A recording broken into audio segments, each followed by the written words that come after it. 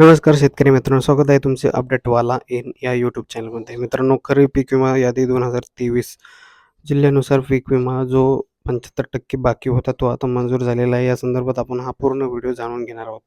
नमस्कार मित्रांनो, महाराष्ट्रामध्ये ज्या शेतकऱ्यांनी आतापर्यंत म्हणजे 2023 ₹1 पीक विमा भरलेला होता, काढलेला होता, त्यांना नुकसान भरपाई मिळणार आहे. त्या संदर्भात जिल्हानिहाय याद्यासुद्धा प्रसिद्ध झालेल्या आहेत.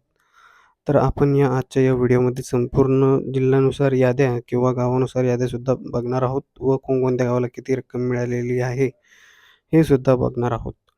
यामध्ये भरपूर शेतकरी विम्यासाठी पात्र झालेले आहेत. महाराष्ट्र सरकारच्या मदतीने 2023-24 साठी फक्त ₹1 खरीप पीक विमा शेतकऱ्यांना काढला होता. त्यामध्ये आता त्यांना 25% रक्कम ही अग्रिम पीक विम्याच्या संदर्भात मिळालेली होती.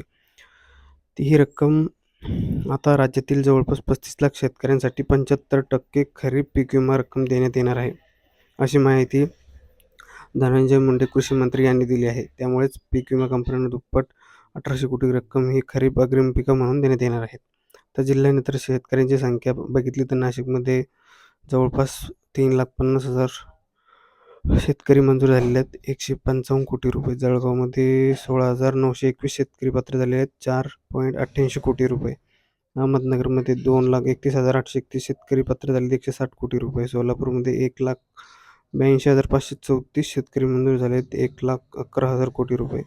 सातारामध्ये 40,000 शेतकरी, सांगलीमध्ये 98,000, बीडमध्ये 7,70,000, बुलढाणा 36,000, धाराशिव 4,98,720 शेतकरी पात्र झाले आहेत. अकोलामध्ये 1,77,253, कोल्हापूरमध्ये 228, जालनामध्ये 3,70,725, परभणी 4,41,970, नागपूरमध्ये 63,422, नागपूरमध्ये 63,422, लातूरमध्ये 2,19,000, अमरावती एकूण 35,08,303 शेतकरी पात्र झाले. त्यांच्यासाठी 1,70,073 कोटी रुपये मंजूर करण्यात आले. या खरीप पीक विमा यादी 2023 नुसार महाराष्ट्रातील सर्वाधिक पीक विमा